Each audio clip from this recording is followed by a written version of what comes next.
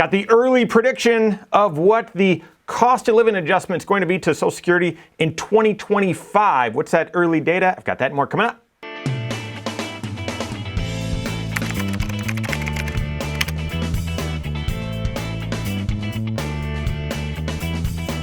My name's Mike Bernard. I'm the host of the Wise Money Show. I'm also one of the certified financial planners right here at Korhorn Financial Group. Make sure you hit that subscribe button, turn on notifications, and smash that thumbs up button. When you are looking at your retirement income and your retirement income sources, you have three dragons that you need to slay. Three of them. Number one, you want to have income or some income sources that last your entire life, no matter how long you live, and hopefully it's a long time. So longevity risk, you want to slay that dragon. Second, you want to slay inflation. And I used to say that, financial planners used to say that, and most people would say, oh yeah, inflation, okay, I know. No, it's real, and we all feel it. So you want your retirement income sources, as many of them as possible, to keep pace with inflation. That's the second retirement income dragon that you need to slay. And then the last one is you want that retirement income to be predictable and not vary based on market volatility or changes in the economy. You want it to be stable income. So that's the third retirement income dragon. Now, when you look at your different sources of retirement income, whether that's Social Security, if you're fortunate enough to have a pension, withdrawals from investments, and maybe even if you've got some other sort of income, most of those, at best, slay two of those retirement income dragons, not all three. Social Security actually does slay all three dragons. It will last for your entire life, as long as you need it to. It will last, okay? Yes, structurally, Social Security is on the brink, and it needs to be reformed, but it will last your entire life. Second, it does keep up with inflation. That's the topic of today's video. There is a cost of living adjustment, more on that in just a second. And then, yeah, you're going to get that Social Security check, whether the stock market's crashed, whether the stock market has just gone great, whether we're in a recession, whether we're in a boom. It is going to be stable, that check. You can rely on it no matter what's going on in the economy and the stock market. So for whatever role Social Security is going to play in your retirement for your finances, whether it's, oh, that's the majority of our retirement income, or no, it's just a small piece, it will be foundational. It will be, simply because it accomplishes and slays those three retirement income dragons. Now, to the inflation point, how does it do that? Well, there is a cost of living adjustment, COLA, that is done each and every year to Social Security. Now, when I say that, sometimes I get comments that say, some years they don't give an adjustment. I know, but that formula is still done, and it's based on, I'll tell you what it's based on here in just a second, but if you look at it, especially over the recent history, if you take a look at this here, we've seen, pretty significant cost of living increases to Social Security over the past couple of years. This year, a much more mild 3.2% is what was seen by retirees for 2023, but 8.7% in 22, that was the biggie, 5.9% in 21, and then, very small amounts going all the way back to, 2011, it was 3.6, but then, between the tech bubble and leading up to 08. You might look at those numbers and say, well, wait a second, that doesn't line up with exactly what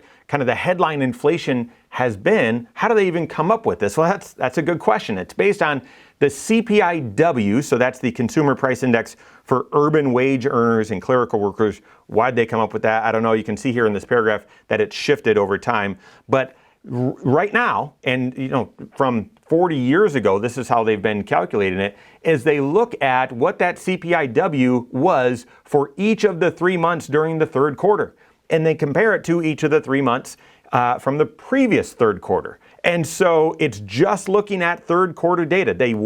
Previously they were looking at second quarter data. They shifted it to third quarter data. So typically by end of October into November, we know and we can forecast pretty closely what that cost of living adjustment is expected to be for that next year. Like it or not, think it's fair or not, it is actually comparing one point in time to the exact same point in time a year ago. It's confusing to me. I don't know why they don't base it just on CPI, why they don't base it on full 12 months, but it is looking at recent data compared to 12 months prior and is how they're calculating it. Well, depending on when you're watching this, I am not recording this in October. I'm recording it in the middle of the second quarter. So how are we already getting some projections on what cost of living adjustment could be for Social Security for 2025? Well, they're forecasting inflation on a monthly basis, and therefore we've got forecasts of what inflation we're expecting it to be in the third quarter of this year, and derived off of that can be what the CPIW will be compared to what it was a year ago. And the initial forecast for the COLA for Social Security was less than 2%. And the most recent revision is now showing a cost of living adjustment to Social Security for 2025 expected to be around 2.6%. So yes, coming down a little bit from 3.2, but 2.6 is above their earlier estimation and above actually what I was expecting before I dug into this data. So 2.6%, that's the increase they're expecting. What does that mean? Well, as of December of 2023, the average Social Security check was $1,767. That's the average among everyone. And you could be receiving much lower, you might be receiving much higher. That's the average. And a 2.6% increase on that average, about $46. Okay, so that's per month, that'd be per person. And so not going to go a long way, but still real money. And if you, oftentimes we look and say, well, what's the increase going to be to what you're paying for Medicare? Likely that's going to eat into a chunk of that, but there might be some residual left for you. So it depends on what your perspective was. Not entirely great news. We'll wait a few months and see what the actual numbers are, but I would expect that cost of living adjustment to Social Security will be coming down, will be lower than the 3.2 from last year. Whether it ends up right here at 2.6 or not, we will wait and see. Here's the question. I'm going to go back to it. With your retirement income strategy, how of those sources of retirement income that you have, how many slay those three dragons? Hopefully, you've got your Social Security that is unique, that it slays all three. It's going to last as long as you need it to. It's going to fight inflation. It's going to be stable no matter the market conditions. Hopefully, you've got that, but then you're complementing that also with withdrawals from your investments. And depending on how those investments are structured, hopefully those are intended to last as long as you need them to because of their growth potential, and also should fight inflation as well. Stock market investing in your portfolio over time has been the asset that has surpassed or beaten inflation by the greatest margin over time. So work with your certified financial planner on this. Plan out your income streams and what does this cost of living adjustment, what could it mean for you? Work with your CFP on that. If you don't have a CFP on your team, contact one on my team. Find us online, Korhorn.com.